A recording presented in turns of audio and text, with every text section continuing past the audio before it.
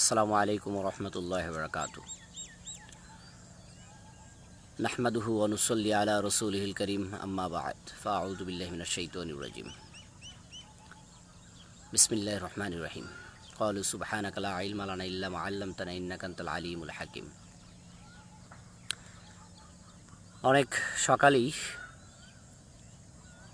খুবই গুরুত্বপূর্ণ কথা নিয়ে একটি বিষয় শেয়ার করতে আপনাদের সাথে হাজির হলাম। যারা যারা এই ভিডিওটি দেখবেন, এখন দেখছেন এবং পরবর্তীতে দেখবেন, সবার প্রতি অনুরোধ থাকবে একটু ধৈর্য ধরে আমার কথাগুলো শোনার জন্য, কারণ খুবই গুরুত্বপূর্ণ কথা। আমাদের সমাজের যে ভুল ধারণাগুলো রয়েছে, এর মধ্যে এটি একটি অন্যতম ভুল ধারণা যে ইসলাম শিক্ষার শিক্ষক, আমি যে বিষয়টা টেনেছি এখানে হেডলাইনটা দিয়েছি, ইসলাম শিক্ষার শিক্ষক কি অন্যান্য ধর্মের বিষয়গুলো পড়াবেন কিনা, মানে ওটার জন্যই তিনি নিয়োগপ্রাপ্তও কিনা, অর্থাৎ তিনি কি শুধু ইসলাম শিক্ষা পড়ানোর জন্য নিয়োগপ্রাপ্ত। এটা আমি স্কুলের ক্ষেত্রে বলছি। স্কুল বলতে যেটা আমরা স্কুলের হাই স্কুল সেকশনটা 6 to 10 পর্যন্ত, অর্থাৎ ইসলাম শিক্ষার শিক্ষক বা আমরা যেটা বলি ধর্মীয় শিক্ষক, সেই ধর্মীয় শিক্ষক বা ইসলাম শিক্ষার শিক্ষক তিনি কি ইসলাম শিক্ষা পড়ানোর জন্য নিয়োগপ্রাপ্ত মূলত কিনা, নাকি তিনি অন্যান্য ধর্মের বিষয় পড়াতে, ওইটা অন্যান্য ধর্ম অর্থাৎ হিন্দু ধর্ম, বৌদ্ধ ধর্ম, খ্রিস্টান ধর্ম, এই ধর্ম বিষয়গুলো পড়ানোর জন্য তিনি নিয়োগপ্রাপ্ত। এই ব্যাপারে বিস্তারিত কথা বলবো, এই ব্যাপারে নিজের যুক্তি তুলে ধরব, এই ব্যাপারে সমাজের দৃষ্টিভঙ্গি, আমাদের শিক্ষক সমাজের দৃষ্টিভঙ্গি তুলে ধরব, এবং এ ব্যাপারে এখানে যে বৈষম্য এবং বৈষম্য আছে তা তুলে ধরব ইনশাআল্লাহ, চেষ্টা করব। আর পাশাপাশি এর যে একটি ইতিবাচক সংস্কার প্রয়োজন, সে ব্যাপারেও কথা বলার প্রয়াস রাখবো ইনশাআল্লাহ। তো যারা দেখবেন বা দেখছেন, সবার প্রতি অনুরোধ ভিডিওটি প্রথম থেকে শেষ পর্যন্ত দেখবেন। পাশাপাশি এই ব্যাপারে নিজেরা সচেতন হবেন, অন্যদের সচেতন করবেন, সবাইকে এই ব্যাপারে বলবেন। বিশেষ করে শিক্ষকদের প্রতি অনুরোধ থাকবে, আপনারা দয়া করে বিষয়টি অনুধাবন করবেন এবং এর বিস্তার যেন ঘটে, অর্থাৎ এই শুদ্ধ ধারণার বিস্তার ঘটে, সেই জন্য সর্বোচ্চ প্রয়াস চালাবেন। আর অবশ্যই ভিডিওটি শেয়ার যদি করে দেন, তাহলে অন্যরাও দেখার সুযোগ পাবে, অন্যরাও এই ব্যাপারে সঠিক ধারণা লাভ করার সুযোগ পাবে। তো প্রথম কথা হলো, একজন ব্যক্তি যিনি ইসলাম শিক্ষার শিক্ষক হন, তার কোয়ালিটিগুলো কি কি থাকে। আমাদের বাংলাদেশের প্রেক্ষাপটে আমি মাদ্রাসার কথা বলবো না, এটা প্রাইমারি বা কলেজ লেভেলের কথাও বলছি না, আমি শুধু বলছি হাই স্কুলের কথা, অর্থাৎ 6 to 10। যদিও এখানে বলে রাখা ভালো যে 8 পর্যন্ত প্রাইমারি সেকশনকে বলা হয়ে থাকে বর্তমানে, বাট নর্মালি এখনও আমাদের বিদ্যালয়গুলোতে 6 থেকে 10 পর্যন্ত হাই স্কুল, এটা আমরা মনে করে থাকি। বাট আমরা বিএডে পড়েছি বা আমাদের যে শিক্ষা ব্যবস্থা, সেখানে জাতীয় শিক্ষানীতি 2010-এর আলোকে যে জাতীয় শিক্ষাক্রম হয়েছে 2012, সেগুলোতে কিন্তু বলা আছে যে প্রাইমারি শিক্ষা প্রাথমিক শিক্ষা হয়ে যাবে প্রথম শ্রেণী থেকে একেবারে, বা প্রাথমিক থেকে শুরু করে প্রাথমিক থেকে অর্থাৎ প্রথম শ্রেণী থেকে শুরু করে অষ্টম শ্রেণী পর্যন্ত। যাই হোক, সেটা বইয়ের কথা, কিন্তু প্রচলিতভাবে এখনও আমরা মনে করছি যে 6 to 10, এবং সেই অনুযায়ী একজন হাই স্কুলে যারা নিয়োগপ্রাপ্ত হন তারা কিন্তু 6 to 10 পড়িয়ে থাকেন। এবং এখানে যাই বিষয় হোক না কেন, যে কোনো বিষয়ে তারা পড়াতেই বাধ্য থাকবেন, এটাই স্বাভাবিক।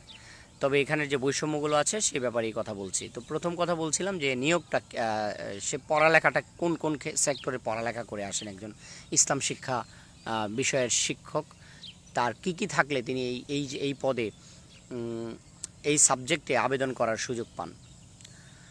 এর বেশ কিছু বিষয় আছে, যেমন আমাদের নর্মালি আলিয়া মাদ্রাসা থেকে, আমাদের আলিয়া মাদ্রাসাগুলো থেকে যদি কেউ ফাজিল বা কামিল পাশ করে, ফাজিল হচ্ছে ডিগ্রির সমমান, কামিল হচ্ছে মাস্টার্সের সমমান, এই ফাজিল বা কামিল পাশ করা থাকে তিনি নিবন্ধনের সময়, অর্থাৎ আমরা এনটিআরসির মাধ্যমে যেটা নিবন্ধন করি, সেই নিবন্ধনে তিনি পরীক্ষা দিবেন হচ্ছে ইসলাম শিক্ষা স্কুল, ইসলাম শিক্ষা যে স্কুল আছে সেই ইসলাম শিক্ষা স্কুলের জন্য তাকে পরীক্ষা দিতে হবে।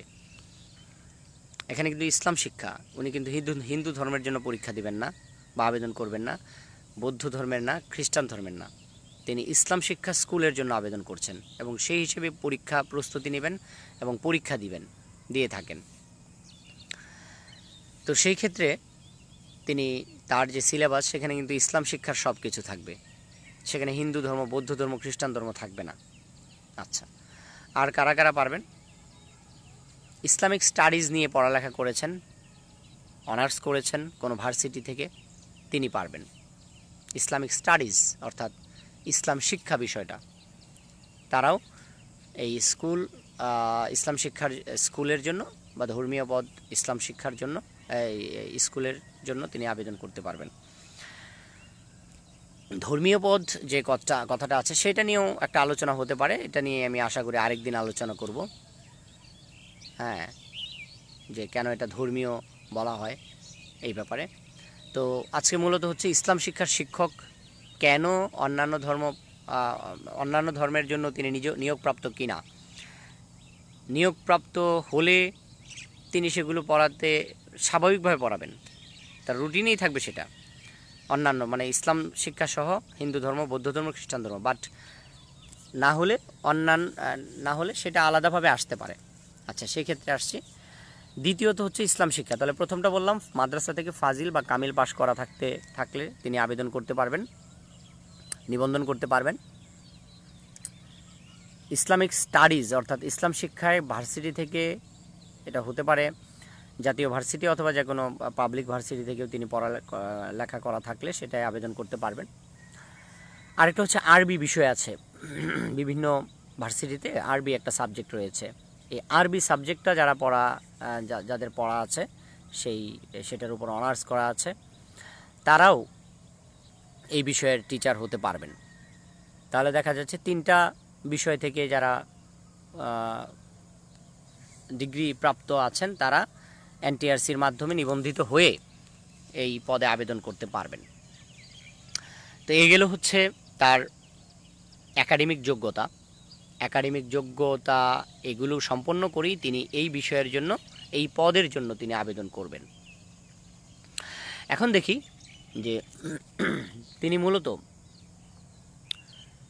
এখানে এসে আবেদনটা যে করেছেন, আবেদনটা করার পরে তার এখানে দায়িত্ব কী, পরীক্ষায় কী আসে? পরীক্ষায় ইসলাম শিক্ষা রিলেটেড সব কিছুই আসবে। সেখানে কোরআন থেকে আসে প্রশ্ন, হাদিস থেকে প্রশ্ন আসে, সেখানে ফিক থেকে প্রশ্ন আসে, এছাড়াও আরও বিভিন্ন বিষয়ে এখানে টাচ করা হয়, ইসলামের ইতিহাস থাকে। কিন্তু তিনি যখন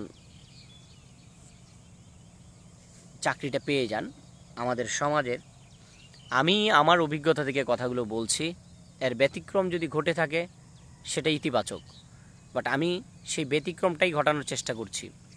আমি সেই বিষয়টার মধ্যেই মানুষকে আসার জন্য আহ্বান করছি যে আপনাদের ধারণাগুলো বদলে ফেলুন, সঠিক ধারণায় আসুন, সুস্থ সংস্কার হোক, ইতিবাচক সংস্কার হোক। তো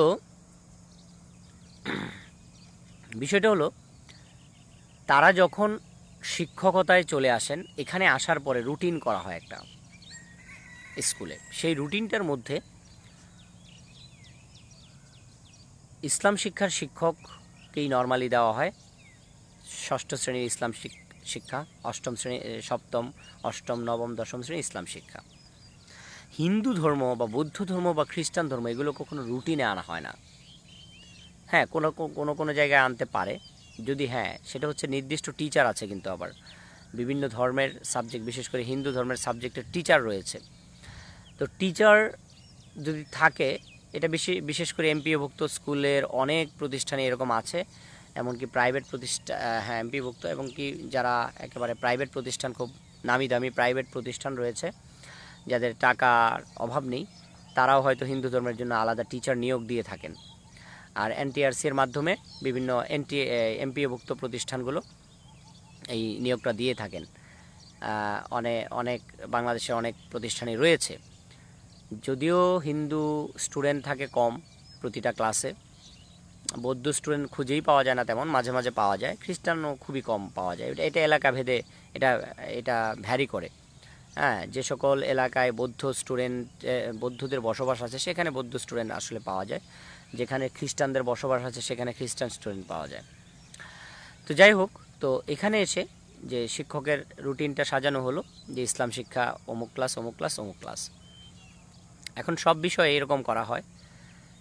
পাশাপাশি যে বিষয়টা না বললেই নয় তা হলো, একজন বাংলার শিক্ষক তিনি কখনো গণিত পড়ান, তাকে দেওয়া হতে পারে যে কোনো, এখানে স্কুলে প্রথমেই বলেছি যে স্কুলের যে কোনো টিচারকে, যে কোনো সাবজেক্টের টিচারকে যে কোনো সাবজেক্ট পড়াতে তিনি কর্তৃপক্ষ তাকে দিতে পারেন, কিন্তু বৈষম্য করে নন। বৈষম্য যদি করা হয় সেটা অবিচার হবে, সেটা অবশ্যই অবিচার, জুলুম হয়ে যায়।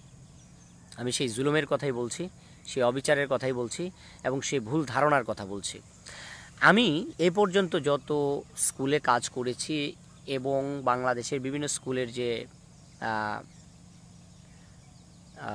তথ্য নিয়েছি তার মধ্য থেকে, হ্যাঁ, ইতিবাচক নাই যে তা না, অনেকের ধারণা আছে যে না, ইসলাম শিক্ষার শিক্ষক উনি এই সাবজেক্টের টিচার, বাট হিন্দু ধর্মের সাবজেক্ট আলাদা একটা সাবজেক্ট। কিন্তু কারো কারো মধ্যে এই ধারণা রয়েছে যে ইসলাম শিক্ষার শিক্ষক যিনি, তিনি হিন্দু ধর্ম পড়াবেন। এটা মানে হচ্ছে, এটা প্রচলিত হয়ে গেছে এবং মেনে নেওয়ার একটা যুগে যুগে এটা মানুষ মেনে নিয়ে আসছে। তো এখন কেউ যখন কথা বলতে যায় তখন আসলে তার প্রতি নেগেটিভ ধারণা করা হয়, তার প্রতি রাগান্বিত হওয়া হয়, তাকে পানিশমেন্টের আওতায় আনার চেষ্টা করা হয়, তাকে এই যে এতদিনের যে অপসংস্কৃতি অথবা বলা যেতে পারে যে এক ধরনের চাপিয়ে দেওয়ার মনোবৃত্তি, এটার বিরুদ্ধে যখন কথা বলা হচ্ছে তখন হুট করেই তারা নিজেদের চেঞ্জ করতে পারছে না। তখন তারা মনে করছে না, আমরা এতদিন যা করেছি সেটা সঠিক, উনি এই কথা কেন বলছেন, এটসেট্রা এটসেট্রা। তো আমি বিশেষ করে ইসলাম শিক্ষার শিক্ষকদের দৃষ্টি আকর্ষণ করছি, আমার ফেসবুকে যারা আছেন এবং এই ভিডিওর মাধ্যমে এটা যত জায়গায়